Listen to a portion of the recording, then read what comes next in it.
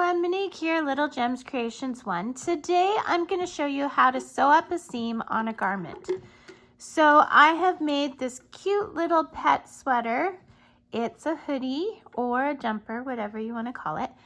And I'll have a link to the tutorial for this jumper in the description. So we're going to sew up the hood. So we're going to need to turn it inside out. Okay, and then with our right sides together, we want to make sure we're sewing up the top of the hood and not the face part of the hood. It has happened before, and you know, we're just not going to judge. Okay, so here we go. We're going to thread our needle. Now I use a crafting needle rather than a yarn needle, and the reason for that is because I like my needle to have a little bit of a point to it. I just find it goes through the yarn better. So we're putting our right sides together. We're going to go across this way, not this way. This is where the little face would poke out. And we're doing what's called the whip stitch. So you go from one side to the other, and I always put 2 at the beginning. And you always start on the same side, okay?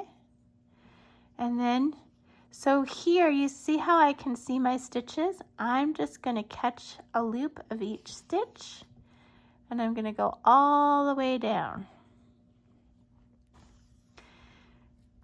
So this is what is called the whip stitch.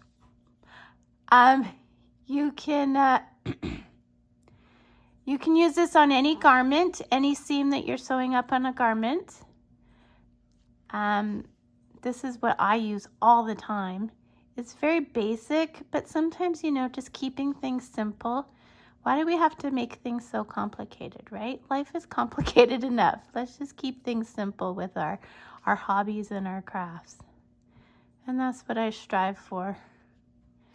Keeping things simple. I'm trying to incorporate that in my life, but you know, that doesn't always work. Sometimes life is just very complicated, but I digress. So here we go. I'm going from the one side to the other, catching those loops. Now I'm at the end of my seam. I am going to leave a tail because I'm going to be attaching a tassel, but if you were not attaching anything, you would make this knot I'm about to make. So you keep your loop. See how I have my loop here?